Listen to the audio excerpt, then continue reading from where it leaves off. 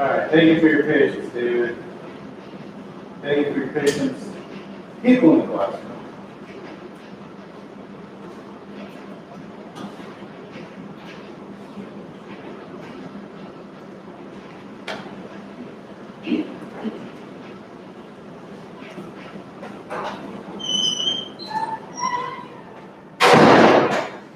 Alright, let's actually do class now. Welcome in. I hope everyone had a good weekend. This week we are continuing to lay the groundwork for actually getting to the social sciences part of building a space civilization. Right? So last week we just looked at where we might go, right?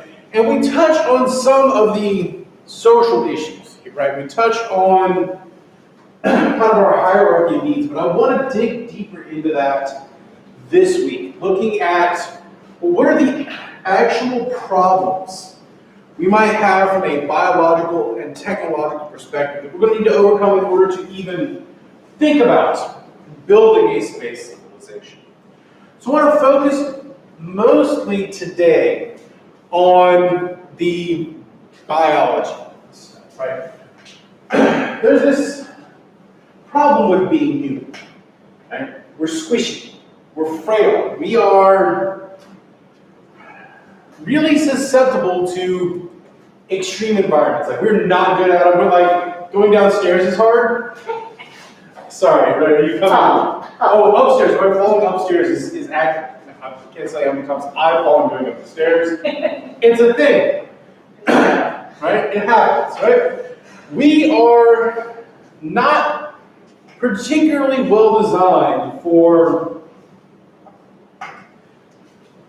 being outside of our environment. Now, we have something that helps us survive, right? We've adapted. We've given up, like, being tanks for being smart. Well, most of the time smart. We prepare for smart. Now, admittedly, there are, we went to we went to Grand Canyon over the break, and watching people try to get food into the, like, safety, not food, but like garbage into the safety garbage cans, you can tell there's a significant overlap between the dumbest humans and the smartest animals, right? There's a significant overlap there. But on balance, as a species, right, our major benefit is that we have specialized in being adaptable and at innovating and being smart, right? So we may be squishy.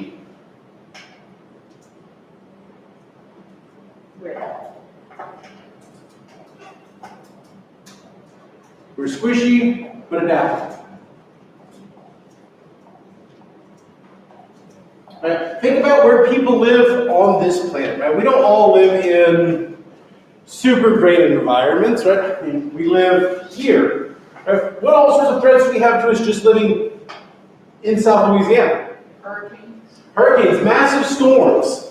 Right? If we didn't have, like, adaptation to that, we'd all be underwater, we'd all be about the storms. What else? Animals. Crocodiles. Well, alligators, right? We got alligators here. We got bobcats. Walking home with them. I saw an alligator on the side of the road. So, yeah. Oh yeah, no, I see alligators on the side of the road all the time driving. So Yeah, no, we got alligators. Now, the one good thing about alligators, right? Alligators aren't super aggressive. yes. Crocodiles are aggressive. Yes. Alligators, like, it's fine. Live. Live and let live. Crocodiles, those things are neat.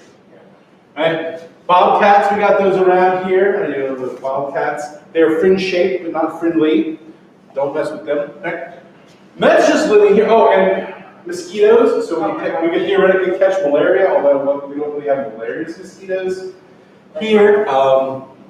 Super hot in the summer.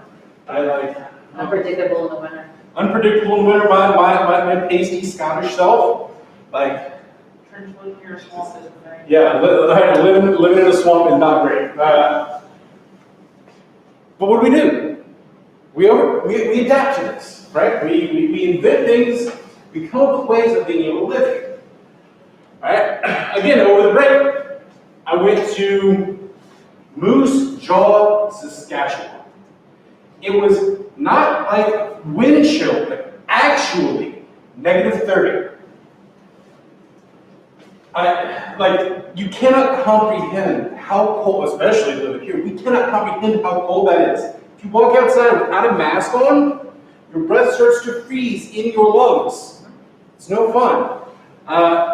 If you touch something with your bare hand, it burns.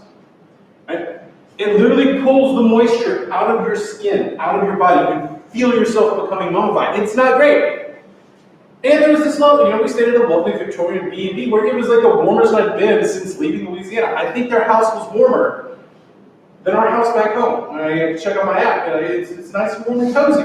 They had adapted to be able to live in these unlivably cold temperatures. Right? We have the ability of improvising and adapting to the situation we find ourselves in. That's the benefit and drawback of being human. So I'm going to present these biological questions. Right? This week we're dealing with our showstoppers.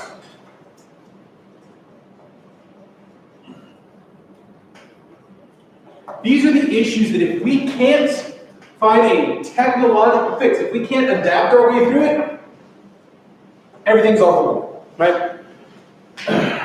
So we are making the assumption that we can fix these problems, that we can adapt, overcome to these problems. But if we can't, then we're stuck. So I'm going to try to work us through, we're going to try to work through many of these showstopper issues this week with an eye of, some of them we might not have answers to at the moment, but someone's probably working on them, right? That's the one good thing we have about research into space exploration. We may not have the human side of this stuff covered, but a lot of money and effort is being spent on the engineering and science side of this. So we're going to try to get around this, right? So this is the first chapter of the book, right? This is what we're going to be dealing with for the first and I think second chapter. Sorry, second chapter. It's the second chapter. Sorry. Yeah, the second chapter is what we're going to be dealing with here this week. In an attempt to understand how we can do this. Now, just peek behind the curtain of doing the work. My publisher and I went back and forth on whether or not to even put this chapter in. Now, I think we ended up figuring out that it's important as an optional chapter, right? You don't have to have read this chapter to be able to get to the rest of the book. You just take it on face value. It's there, but somebody's going to want to actually question it. Now, there's plenty of other books that spend their entirety dealing with just the text, right? A really good one is Walrath and Hendricks. They're the ones that really make the argument that Titan should be where we go, and it's going to be way down the road. But some other people do this. Robert Zoomer does a lot of this as well. But I think we need to lay the groundwork to make sure, check our assumptions, that we can actually do this thing. So, like I said, today we're going to be dealing with biology, the squishy part here.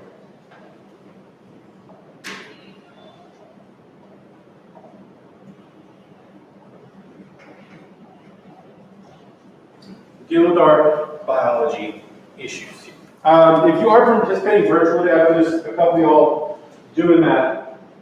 I am on the other side of the room from the Discord, Logan and David. So if you do have something, and you understand, if you can't hear me right, Discord is a problem. And hopefully you can hear me over on YouTube. It's going to be recorded back up on YouTube. Hopefully you can hear me. It should be good. All right. So if you're having something, I'm only very vaguely checking the Discord every now and then when I come over here. Dropped this phone like 8 times today. It hates me. All right. So we're talking biology today. So, and first thing I want to do is work us up our Maslow's hierarchy of needs, right? The basic biological stuff that we have. And then we're going to get to some of the other important biological issues here. So let's remember our Maslow's hierarchy. We are all familiar with Maslow's hierarchy, right? I mean, I figured as much, but just in case.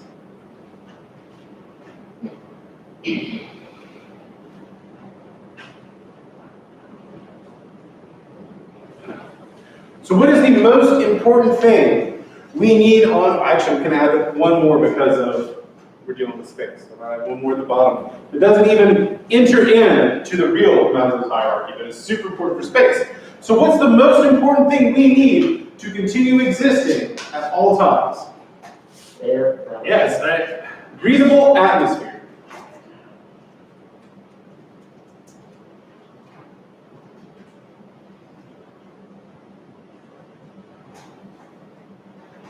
And we talked about this last week, or last Monday, that it's more than just oxygen, right? We need oxygen. We need to have a good mix of filler gases that won't kill us as well, right? If we had a whole bunch of CO2, that'll poison us. There's a whole bunch of arsenic in here, that'll poison us. Sulfuric acid, methane, etc., right? Our bodies need oxygen. They need less carbon, right? We have to mix a decent, breathable atmosphere. Now, on the other hand, there's a pretty wide range of mixes of gases that can make up a breathable atmosphere. And in certain environments, you can really pump up. If you lower the pressure, right, because that's another thing here, you have to have a certain air pressure.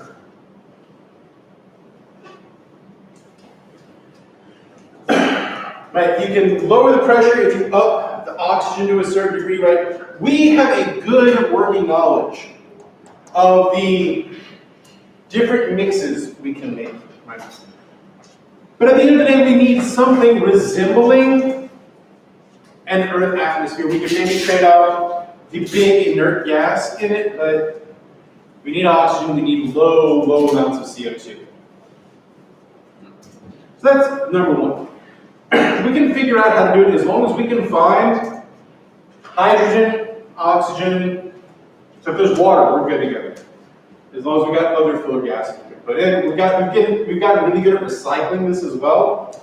So as long as we have something to work with, I'm not super worried about atmosphere. I don't think that atmosphere really falls under the showstopper category, right? Now, a place like the moon is going to cause problems, but it's close to Earth, pumping gas, right? You can grab it, right? There's a lot of water asteroids out there, so you can grab those to build atmosphere out of. Right? I don't think atmosphere is really our big showstopper, right? But it has to go on the board as a problem. So, one step up from that, what do we need? We don't need it at every moment, but we need it pretty regularly. Right? The most you can go is about 3 days without this. Water. Water.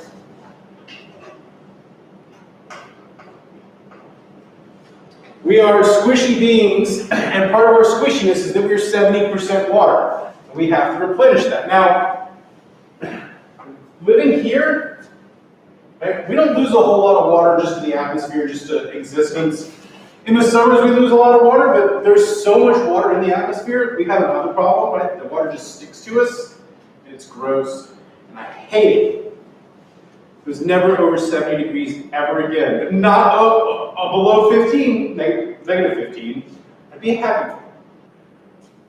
But alas, I live in South Louisiana, so we need water. Water turns out to be super abundant, right? It's all over the place, it floats free in space. Mars probably has water, but we're relatively certain there. So water's not that big of an issue. If we need to bring in water, I think we're good to go there.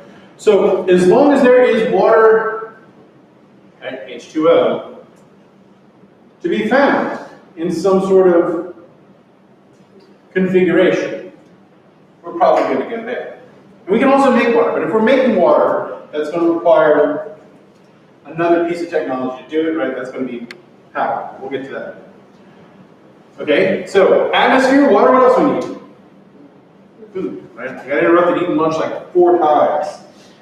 That's fine, right? I needed food.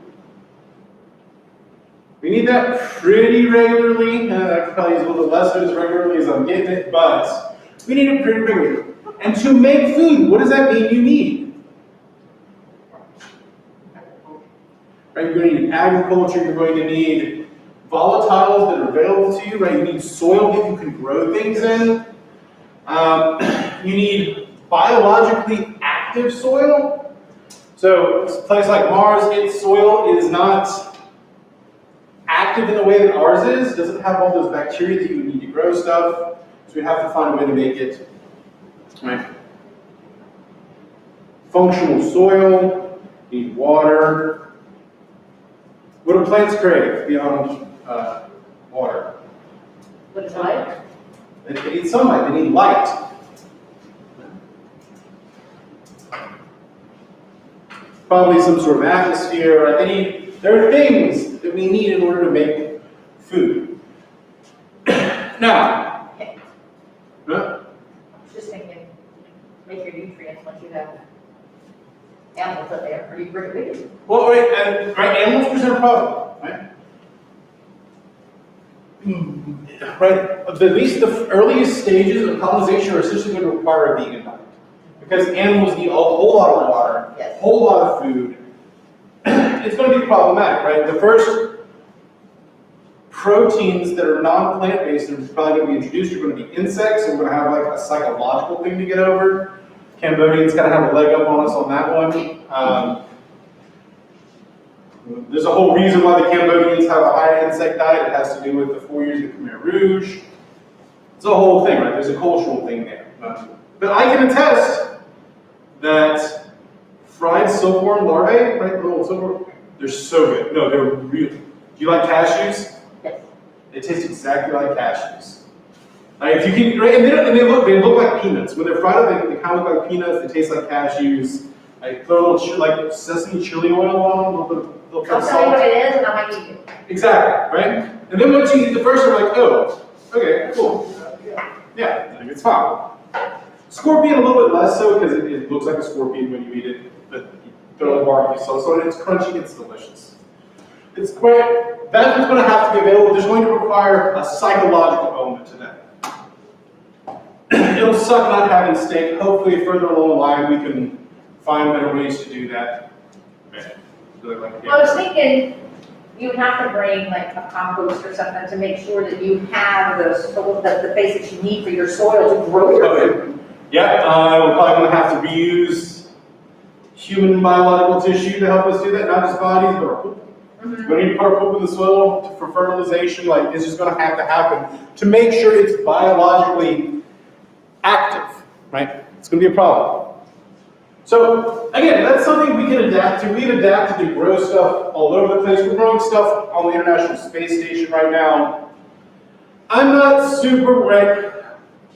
The good news is, these things, which are the most important things to sustaining life, we pretty much have this, right? We know how to do this in space. We're pretty sure we can make these parts work. It's going to require a little bit of a different approach, but we're probably good. Right? It's the most important, but it's also the stuff that we pretty much got figured out. Okay, up from food, what do we need? Shelter. Shelter. Livable volume.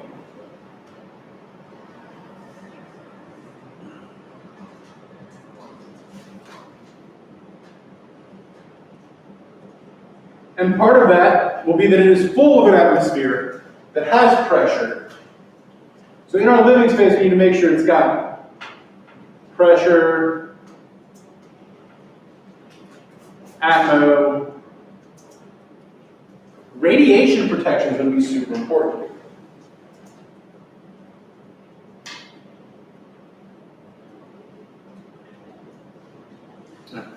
So radiation protection is going to be cool. We're going to need that.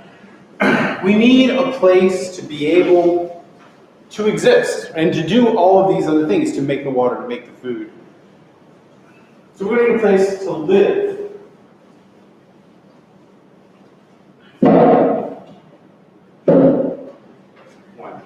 All right.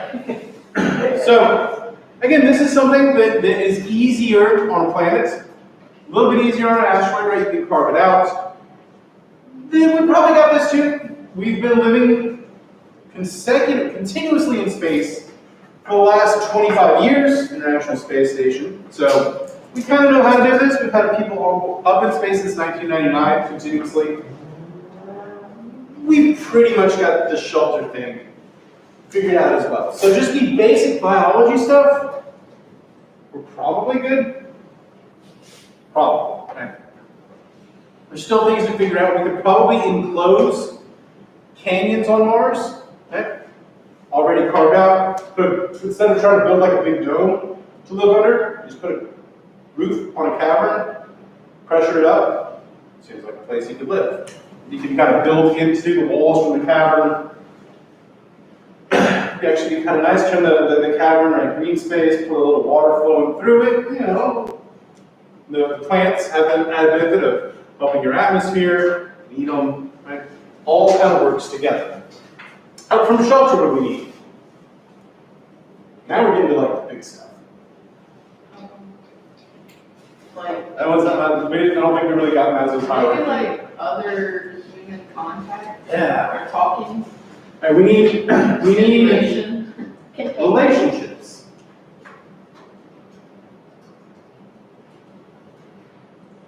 Now, this is going to get us into the question of like who gets to go, cellular psychology. This is where, right, we've now left the realm of pure science and we're getting into the social science stuff we're here with. But yeah, humans need relationships. We are inherently social creatures. We got to find ways to make those relationships functional in space. And well, this kind of gets us to one of the issues that might actually be a showstopper. Where do relationships eventually go? Well, not all relationships. In fact, not all relationships go here, but some relationships do go in this direction. They're the foundation of making society pass from one generation to the next. Procreation, yeah.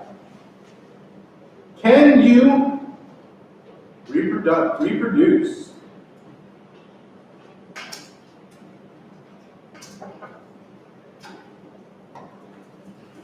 This one's a showstopper, right? On its own, this one could stop the entire thing. If we are not, in fact, capable of developing safe and well-developed children in low gravity in a high radiation environment, if for just some reason why you can't have kids on Mars, there's no way you can ever truly make a multiplanetary species, right? There's no way to build up a secondary instance of humanity apart from Earth that can function on its own. Because if it can't reproduce, if it can't create a new generation, that's a showstopper. So our first real big showstopper is reproduction. And there's a problem that we face in trying to figure out this reproduction issue. Does anyone know what that problem is? You don't know until you get there. We literally will have no way of knowing until we get there, right? We cannot experiment with this without just doing it, right? Now, there's always been rumors about zero-G reproduction experiments. That if we, well, not reproduction, but not That would be. astronaut sex, right? There's rumors that NASA's run this thing. I mean, like, I know this is ridiculous, right? And it's a ridiculous thing to be talking about. We actually have to think about this, right? Because if we literally can't do it, then there's no way we can become a multiplanetary species. We can't reproduce outside of Earth. Then that's a big problem. Now, so we don't know what impacts trying to grow a child would have in a low G environment, a zero G environment. We don't know what the cutoff is. We don't know what levels of radiation exposure would be okay and not okay. We just don't know. So this is a showstopper that we can only find out about after the show has started. So this is a big one, but this is also a problem that we'll just have to figure out later on down the road. There's no way for us to know. Right? We can't even do the experiments to figure it out. We just don't know. So this is a known unknown. Yeah. Do you think that, like, let's say, like, before we go to Mars, that there will be experiments in orbit or something like? Well, even if we do an orbital experiment, right, which NASA will never do, right? Like they've probably done zero G sex experiments, just because like they wanted to know there is like actual scientific value to it. But the ethics of trying to have a full pregnancy in space, no one will ever approve that, right? Like they make us go through like institutional review if we're just going to interview people, and sometimes they're like, no, you can't even do that. So actually trying to grow a baby in space, there's no way they're actually going to let that experiment happen. And even if they were, even if you get past that hurdle, trying to grow a baby in orbit in 0G is different than 1/3 G. So we don't know what that difference is going to be. We know 1G works well. It's worked for hundreds of thousands of years. We all did that. Yeah. But then you run the risk of, if you want to bring the baby to the family on Earth itself. I mean, and then, right, that's one of those things that like there's going to be a cutoff point for once you're on Mars, you're there. Right? And children that are born on Mars, they're going to be Martians. Like it's just the way it's going to be. It would be very difficult to make the jump back. Yeah. So, and that's going to get us way down the line, right? Satellite technology.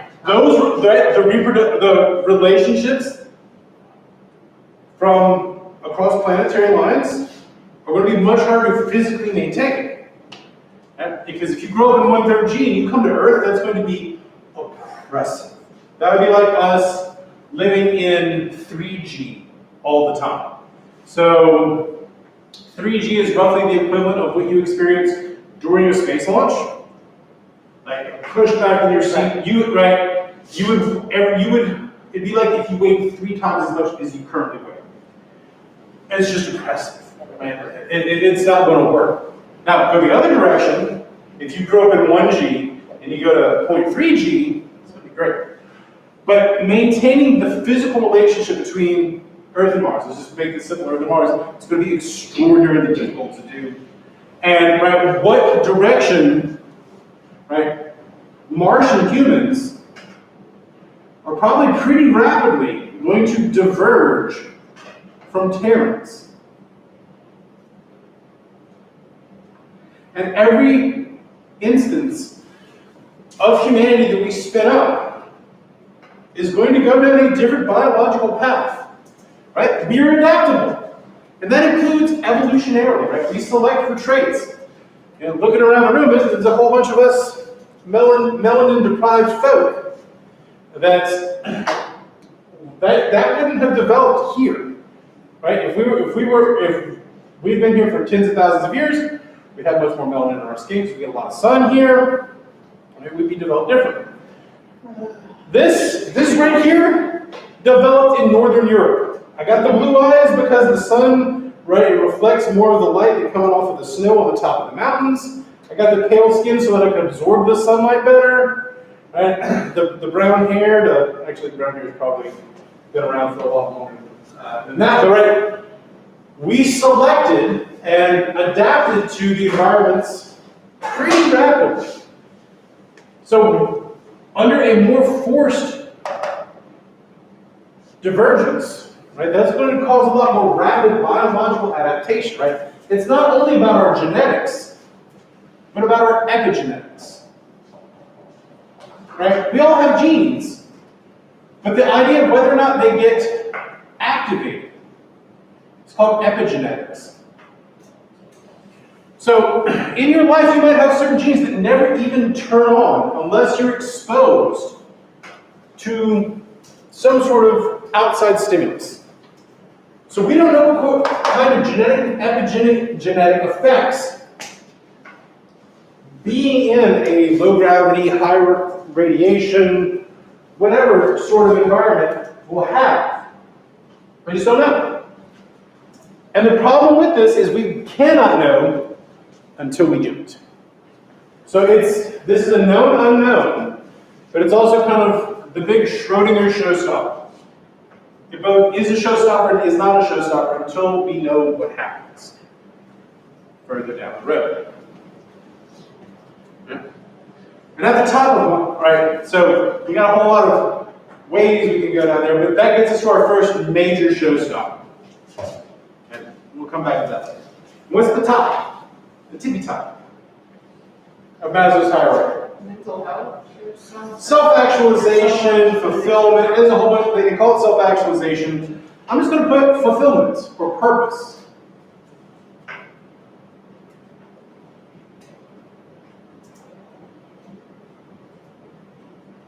And that one is very much a pure social sciences. Like, once you've taken the biology out of this thing, you get more and more for social sciences. And we're going to be spending most of the semester dealing with it. So I don't even call these showstoppers. You don't even need that. A lot of people live unfulfilled lives for their entire life. It sucks, but I know people who live unfulfilled lives. Like, it's fine. So we'll leave that one aside. Now, that comes down to what we'll be doing. Right? And in some ways, the act of trying to build a multiplanetary species is giving you a purpose and fulfillment and all that. So that one's kind of self-fulfilling.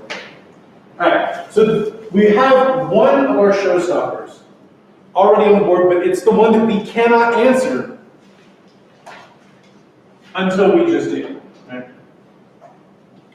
So let's talk about some other issues from a purely biological perspective that we can run into. Right?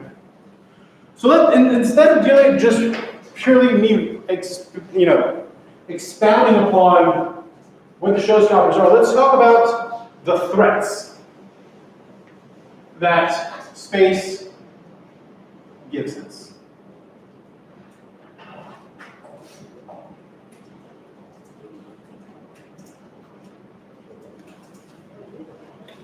So threat number one.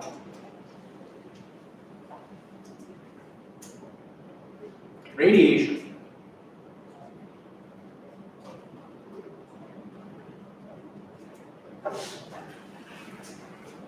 Radiation in and of itself is a major threat to us, right? What does radiation do to humans in its various forms, right? There's like extremes of what radiation can do to us.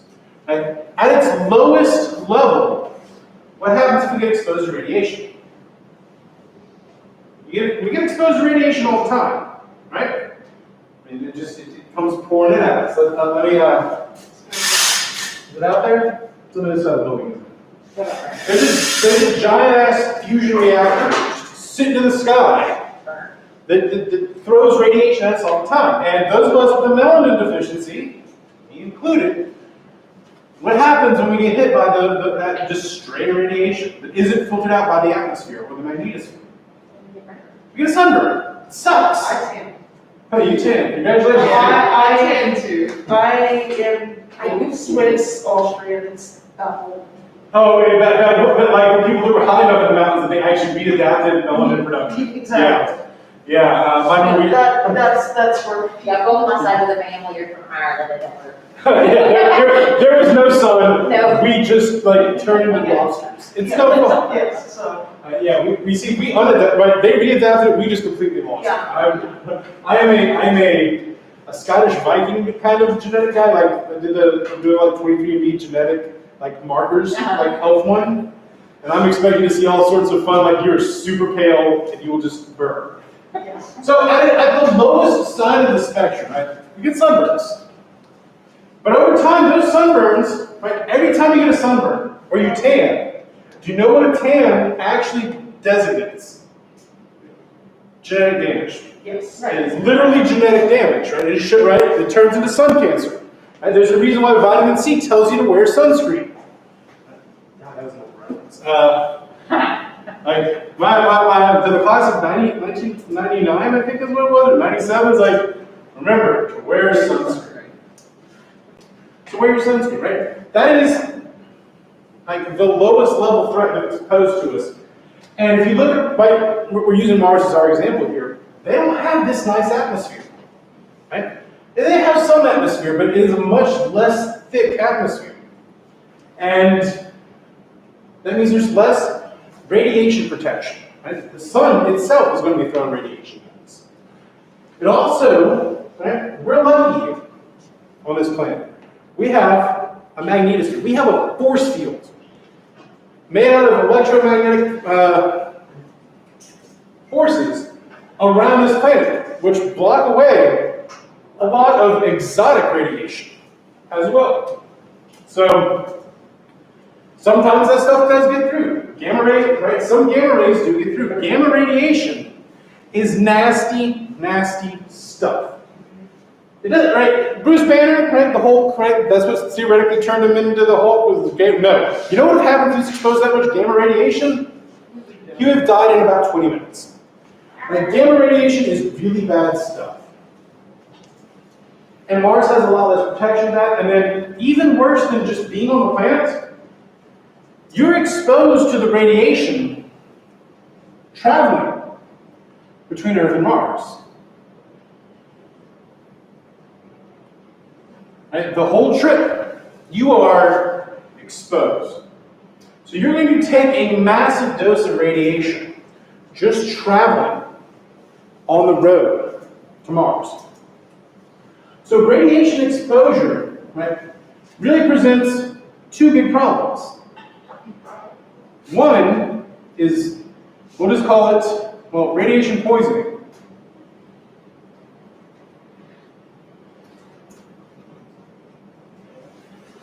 You get exposed to a whole bunch of radiation in one dose. This is like, what happened in Fukushima, right? Or what happened in Chernobyl. You get the radiation on you, your hair falls out, your teeth fall out, you literally melt from the inside out. Not a good way to go. There is a potential for that to happen. But that's a much more rare thing, right? It's not exactly a black swan, right? It's going to happen, but it's pretty rare. Threat number two is the bigger threat. Genetic damage. What happens if you receive enough radiation, it causes genetic damage? What does it do to us? We have a name.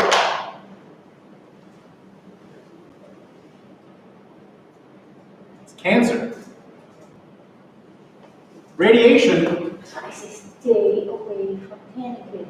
Right? Stay away from the tan. That's why we put on the sunscreen. So we don't get the genetic damage, we don't get skin cancer. We don't want skin cancer. We don't want any other types of cancers as well. Right? This is a problem. This is a very potential showstopper.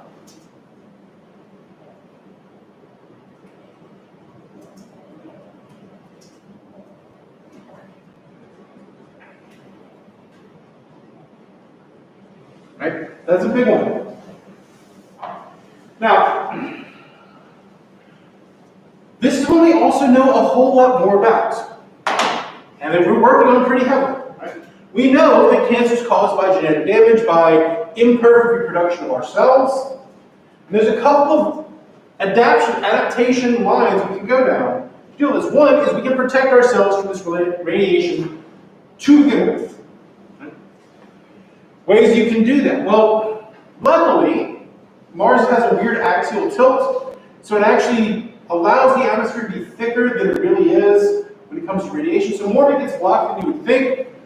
So as long as you're not, right, most of the radiation comes in from kind of a low angle, as opposed to just straight down. So most of it's going to get blocked anyway. That's probably fine. If you're building in a canyon, like we were talking about, that's going to remove a lot of that problem. Now you're still going to need to be out on the surface and dealing with things, but if you limit your exposure, that should help. There are ways that we could go about protecting our things. One of the nice and best radiation shields is water. So if you surround whatever you're in with water, it's going to block a good percentage of that radiation. It's an important medium for blocking radiation. So we can mitigate the damage that comes in, And on the other hand, we're also working really heavily on dealing with cancer, right? Cancer over the last 40 years has become an infinitely more survivable, not infinitely, but a massively more survivable illness than it has been through most of human history, right? Or really the last century. In the last 20 years, cancer incidence rates have gone massively up, but the survival rate has gone massively up as well. And it keeps getting better. Now, are we ever going to cure cancer, right? It's going to be tough because every cancer from every individual is different because it's their own genetics. But as we get better genetic knowledge and better ability to manipulate genes, it'll become much easier to deal with cancer. We might even find ways to basically harden our own DNA against radiation from within. So radiation definitely can be a showstopper from a pure genetic damage standpoint, but deal. Now, there's a third problem that this one has been mathematically predicted. This could be a problem, but we're not 100% sure. So we're going to call this one a shmaybe. The radiation has been observed to degrade mental capacity, right? So if we're exposed to radiation over a long course of time, it might actually just make us dumber, right? To such a degree that we aren't necessarily capable of doing the adaptation. We just don't know this. But we're not sure. We don't know if this is a real thing.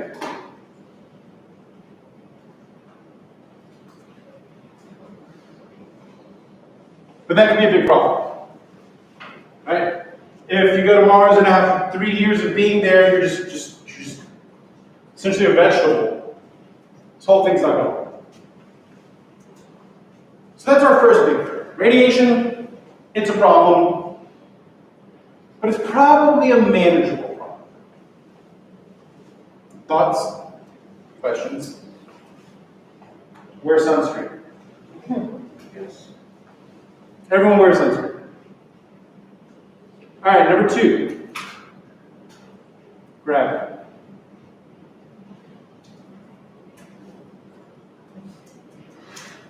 We've talked about this before, but this is predominantly a threat during transits. Right? We're pretty sure that 0.3 G is enough to live it. We don't know if it's enough to develop it. We know it's enough that we could live it. Honestly, I would be totally down for 0.3 G. Give me that 0.3 G, I'll stay there, it'll be fine. If I need to come back, give me an exoskeleton, just let the robot do the walking for me. I'm cool with that. Gravity causes some problems. Loss of bone density.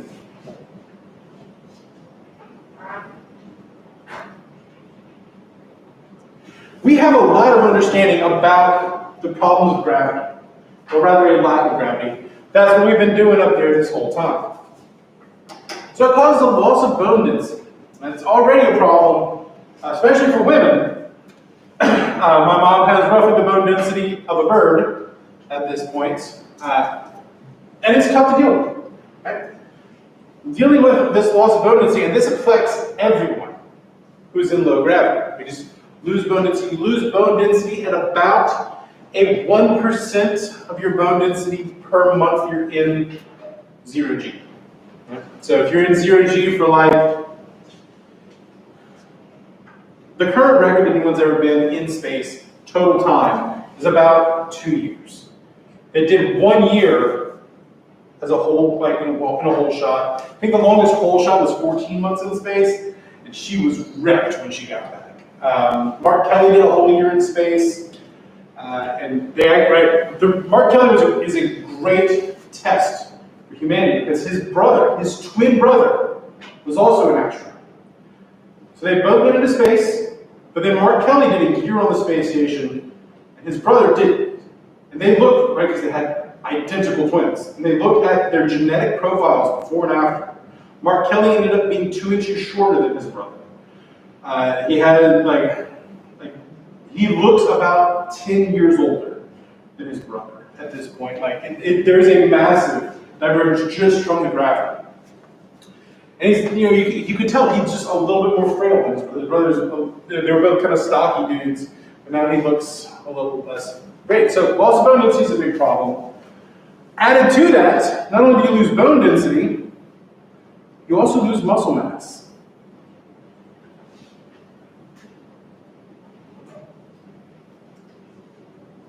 So you just plain become weaker. Right? So you got to work real hard to build up your muscle mass. People, astronauts on the space station spend about 4 hours a day working out, just to try to maintain bone density, maintain muscle mass. Low gravity is a major problem for our squishiness. And our ability to adapt to it is pretty not great at the moment. We got a couple of ideas, but they're tough. And added to it, not only do you lose muscle mass, you also lose eyesight. Now this one doesn't affect everyone.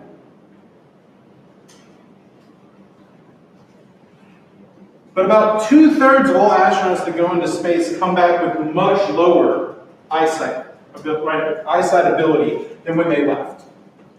So, and we don't know where the cutoff, gravity-wise, is on where these things really start to stack up. We know 0G is bad.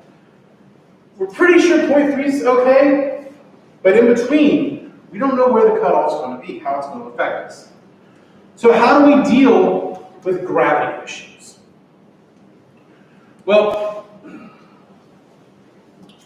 we could, let's put gravity up here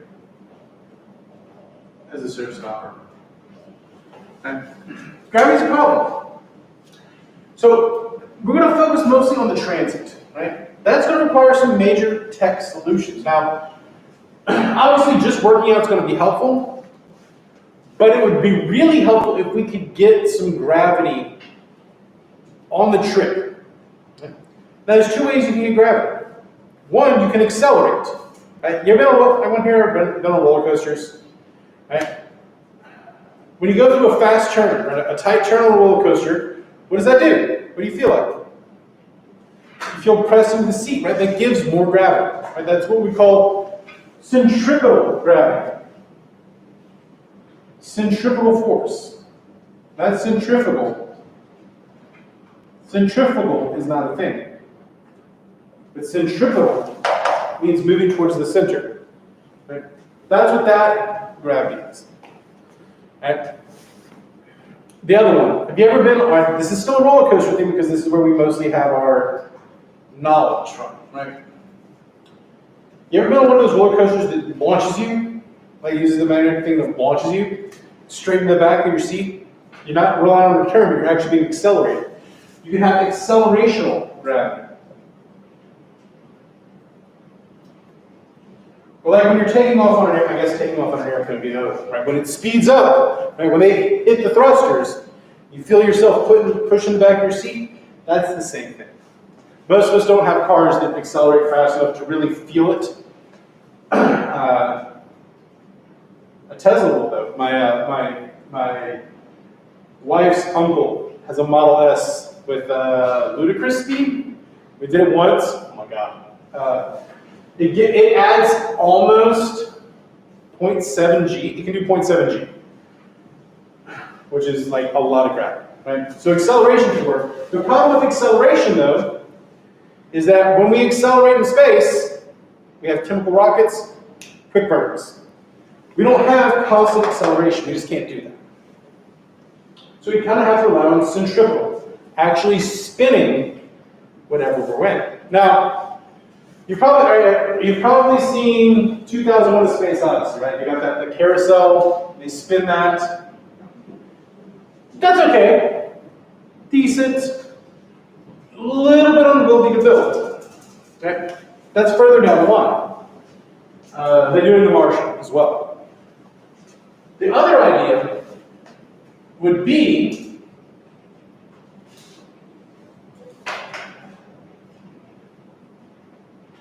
to take two ships and tether them together. And then you have them fire their thrusters, right? Their maneuvering thrusters. Right? So they're tethered together. You fire the maneuvering thrusters so they counterbalance each other with the force, right, that's going on. They can rotate around their shared center of mass, and you can add it that way. Now, what does that mean about the direction you need to orient your ship? You'd have to build everything to where up.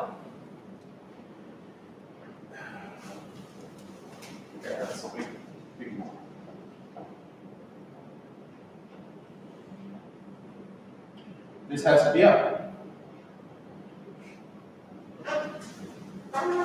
So pulling, yeah. A lot of there's a Netflix show that just came out that demonstrates a way to do that. Where basically they're all rotating, so as they spin, the mass like they're not going to make them be pointing towards each other, so you just build like you thrust gravity, so that's the regular gravity. Right. They just silenced that. I forgot. I just read that one too, and I forgot because all the previous ones had oriented them like that. Instead, you keep it built the exact same way. See, this is why I like it more cooperative. Do it like this. That's a really bad spaceship.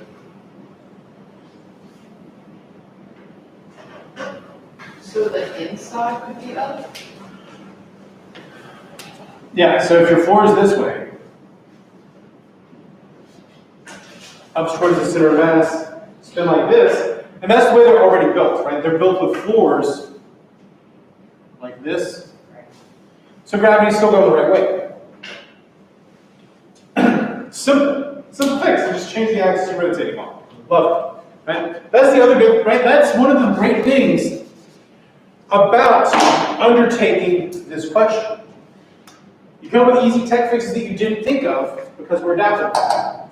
And one of the big reasons why I focus on this as an issue, right, as a social science and political question, is I think the same thing's going to happen from a political perspective. The political problems we face, because we're facing different sets of physical problems, we're going to be able to adapt in new ways, find new solutions that we might be able to apply to problems back here. Right? It's not about abandoning Earth. Right? Making humanity a multiplanetary species is not about abandoning Earth. It's about saving humanity writ large. And the things that we learn out there can help us back here. The things we know here can help us out there. So we get gravity, problem number 2. So gravity's going to cause problems. We're going to find ways to adapt. Hopefully we can fix the eyesight thing. The eyesight thing might not even be a gravity problem. It might be a nutrition problem. I think it's probably not. It's probably a gravity issue. But it also tends to come back after a while, right? Because like literally it's just been deformed, and then it reforms when you get back. So gravity causes problems. Other big threat. Pressure.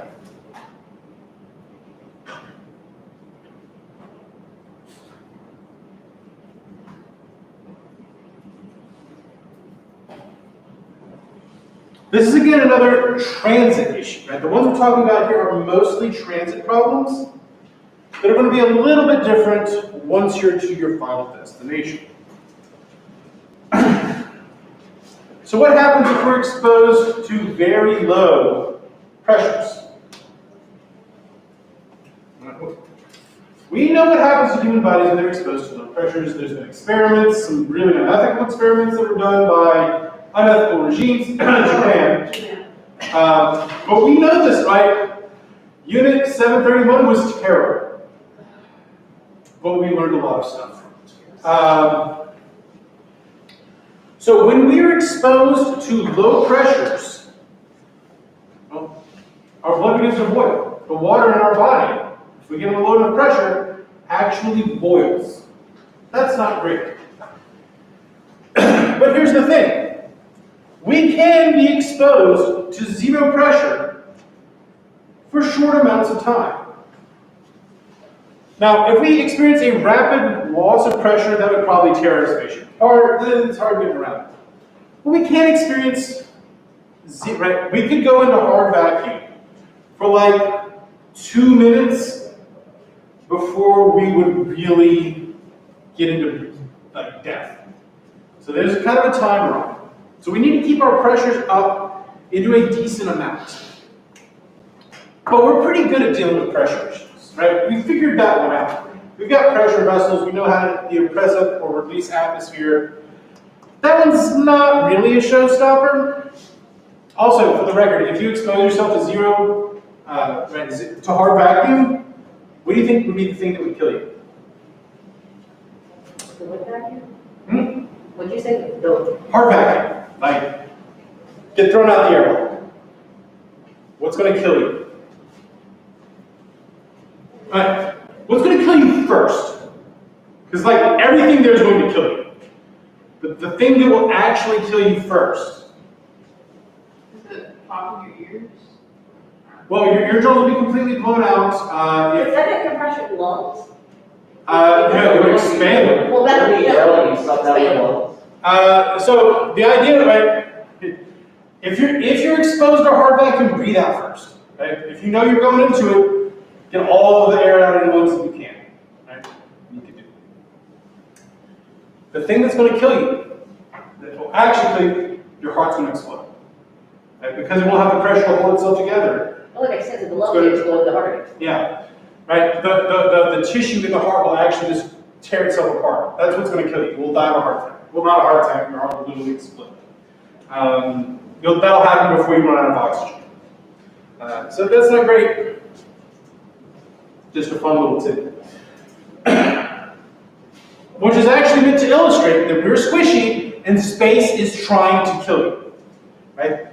All of this stuff just goes to show that everything we do, the first concern we have is literally keeping ourselves alive. Right? Space wants us to die. The universe wants us to die, and we have to fight back against it every step of the way. Which is going to cause major social and political questions down the road. So these are just the questions of our biological threats.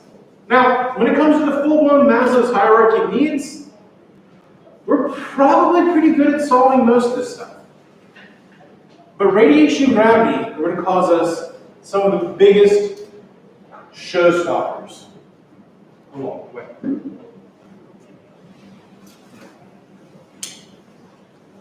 Check in with Discord. They haven't said anything. It said something they said they can't hear me on Discord. But if I say it, it doesn't. I gotta find a better way to mic myself, I think. But they're watching on YouTube as well. It's all there. YouTube's a little less. Oh, I know what I need to do. I know how to fix the Discord. Remember.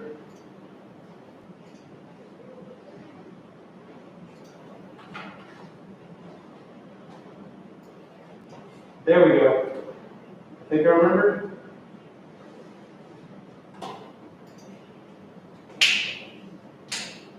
It's still not picking me up. Why is it not picking me up? Which makes me wonder if the entire lecture is going to be silent on the YouTube. Can you hear me on YouTube?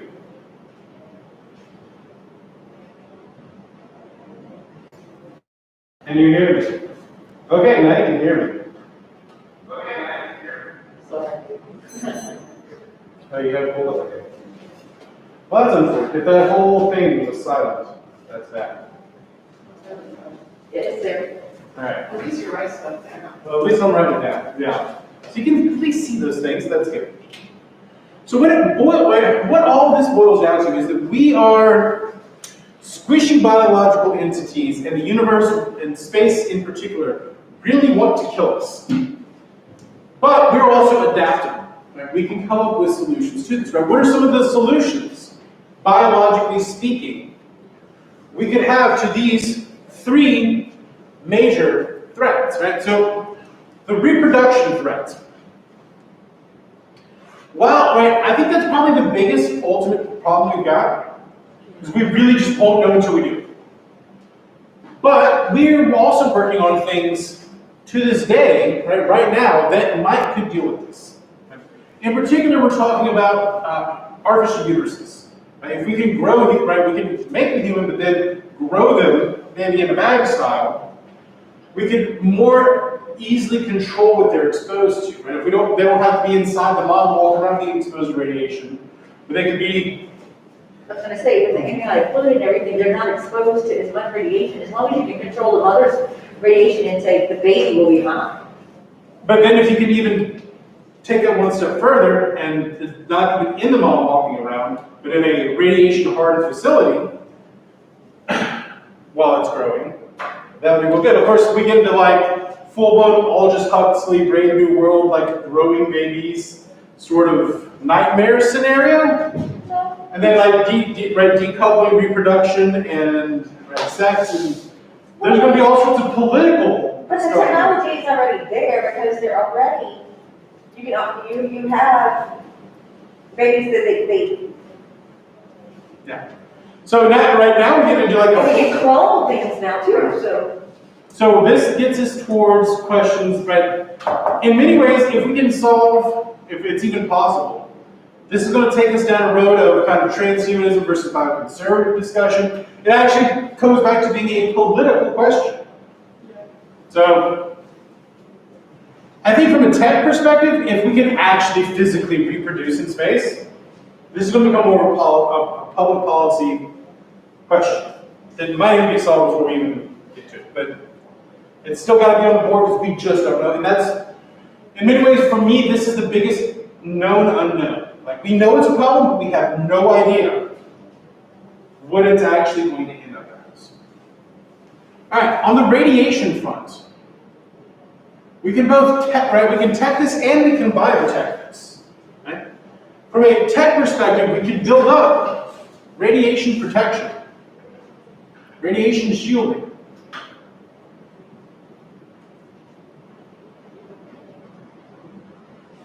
Now, it would be really hard to add this to an entire planet, but you could add it to a single jurisdiction, you could add it to a single residence, you could have shelters in the event of radiation events, right? We could have early warning so that you know to get into your radiation shielding. But there's the other question as well. Right? Instead of making the universe better for humans, we can make humans better for the universe, getting us back to a political question. Right? Can we adapt humans via biotechnology to radiation? Harden us, our own bodies. Find ways to make sure that our genes reproduce in the right way. Right? We kind of have that technology right now. And we have CRISPR. We have mRNA. CRISPR now. Yeah. This is where me and Whitney should teach that class together, because he'd probably like be way anti that, and I'm like, let's change my body, make me resistant to radiation. I'm cool with this. And I'm the transhumanist, he's the bioconservative. We have fun. It'd be a good class to have together. Right? CRISPR-Cas9 is easy genetic editing. Naked mole rats are essentially immune to radiation. We can put that in people and make us immune to radiation. It's pretty good. The other thing that we could do, if cancer is caused by bad genetic reproduction, and we have a clear picture of what our genes should be, we could use CRISPR to refresh our own DNA, right? Undoing genetic damage, making sure that we are perfectly reproducing, which could also have the effect of undoing aging, right? Get to like 25, like when you're at your peak, your physical peak, and just stay there. For those of us over that line, like, that doesn't sound bad. And then if you can do that, then you can fix problems and right? Now we're going down the again, the same bioconservative questions of reproduction. But that can also be a social, political, it already is. Oh, it already is, absolutely. I wrote one of my first papers on it. That's why I'm like, yeah, I know that question's going. Yeah, no, but, right, so again, most of these hard science showstoppers also become political showstoppers. Except for maybe gravity. Yeah, that's not really like. You could, I mean, you could make it political, put it there, turn off the gravity if you don't pay taxes, I mean, space taxes. Well, I mean, But I mean, that's way down the road, that's whatever. that requires an entire level of physics that we don't even have. Exactly. That's why I said that's way down the road. The only thing would be, again, back to the adapt humans to zero gravity, find a way to just not have us lose bone density or muscle mass. I don't even know if that's possible. I mean, might be. And then pressure, like we got that now. Just don't throw people out of airlocks. Or do back to the throwing people out of airlocks. Don't break windows. Right. So actually, that gets us to a social problem, right? How do you, right? And I think it actually gets to this part of the Maslow's hierarchy of needs. How do you prevent the people on the edges of society from doing bad things to the entire group? Right? Here we have to worry about, the lone wolf shooting up a movie theater. In a space colony, you have to worry about a space settlement. You have to worry about that one lonely, disaffected person blowing all the atmosphere all at once. While there are tech fixes to these questions, there's also important social and political elements that's making sure that everyone finds some way to have purpose and fit in with the rest of the world, right? To prevent the whole terrorist recruitment path or the radicalization or the cult path, whatever path you want to go down there. Making sure that people feel like they're part of the community, that they have a purpose, that they're living at least some degree of a fulfilling life. That's how you, and relationships are a big part of it. We'll talk a little bit later this semester about recruitment, the kinds of people that would probably be willing to go and actually do space settlement will probably, it looks like, right, the early research would suggest, if you talk about self-selection, right, people that would volunteer to do this, it would over-index for autism spectrum, for slightly antisocial personalities, and how do you balance that with the needs of building a society? Right, forcing the nerds to interact with people, to leave their rooms, to come out. Right? My sister always put it in the thing, you need a space cruise director for the settlement, like literally a social director to make sure that everyone is involved in something, so that they're not festering off in a corner. Because ultimately, one of the biggest threats I can think of from a biological perspective is people.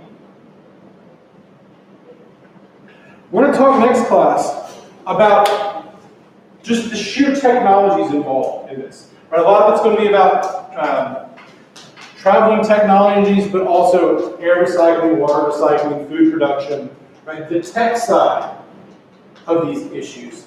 But for me, those are very workable problems. Those are problems that are being well researched and dealt with. The hard thing are the people. Right? We can tech all we want, but people are unpredictable, are not only unpredictable, but even if you get to the point where you can predict them, and they know they're being predicted, they're going to do something completely different. People are tough. In many ways, right, we hear this distinction between the hard sciences, right, the chemistry, biology, and they say the soft sciences over here in the humanities and social sciences. That shit follows rules easily, right? If something breaks the laws of physics, that means they didn't understand the physics well enough. If something breaks human laws, social laws, that just means it's a human. This is so much harder to do. It's so much harder to predict that this should be the hard sciences and they should be the physical The science. people, you never know their motives, you never know, some people you never understand at all. The only person that the only people we understand are ourselves. And we do a terrible job at understanding ourselves. So trying to build systems that take all of that into account to make this work is really hard. That's why we do this class, that's why we're doing the work that we're doing. That's why we'll never have all the questions, right? We have to just build something that's adaptable. It's the beauty of people, but it's also our curse. I think that's good enough for today. We'll come back next class. We're going to get into the hard tech questions, like launching, speeding up, getting there, slowing down, making sure you don't die on impact, making sure you don't die well after impact. Those sorts of things. So make sure you get your readings done. We're going to have summaries due next class. We'll probably also talk a little bit more about papers, just to move us in that direction, just to check in with y'all. But any questions, comments, concerns, queries, quandaries, quibbles, or conundrums? All right. Cool. I'll see y'all on Wednesday. Okay. So you go. Christopher, I know, as I of now,